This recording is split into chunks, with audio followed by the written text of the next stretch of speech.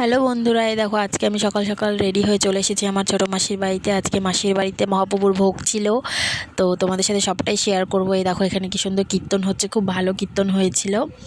এই যে আমার শাশুড়ি মা দাঁড়িয়ে দাঁড়িয়ে কীর্তন শুনছে, অনেক লোকজন হয়েছিল, আমিও এখানে দাঁড়িয়ে কীর্তন শুনছিলাম। এই দেখো আমাকে দেখতে পারবে, সবাই মিলে আমাকে তিলক পরিয়ে দিয়েছিল। তারপরে আমি দাঁড়িয়ে দাঁড়িয়ে অনেকক্ষণ এখানে কীর্তন শুনছিলাম, সবার সাথে অনেক লোকজনও ছিল। তারপরে এখানে মহাপ্রভুর ভোগ রান্না করা হচ্ছে, ওদেরই সব শিষ্যরা রান্না করছে। এই যে রান্না করছে দেখতে পাচ্ছ তোমরা। তারপরে কীর্তন শেষে সবাই মিলে একে একে মহাপ্রভুর দর্শন করলো।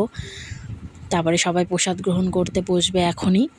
আর এখানকার নিয়ম কি বলো তো, এখানে যে গুরুদেব আছে যিনি পূজা করেছেন, তিনি নিজের হাতে সবাইকে প্রসাদ পরিবেশন করবে প্রথমে।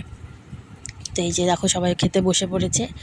তো আজকের ভিডিওটা এখানেই শেষ করছি। তোমরা আমার ভিডিওটা ভালো লাগলে শেয়ার, কমেন্ট, লাইক করে দিও। তো নেক্সট ভিডিওতে দেখা হচ্ছে সবার সাথে। আজকের মতন টাটা।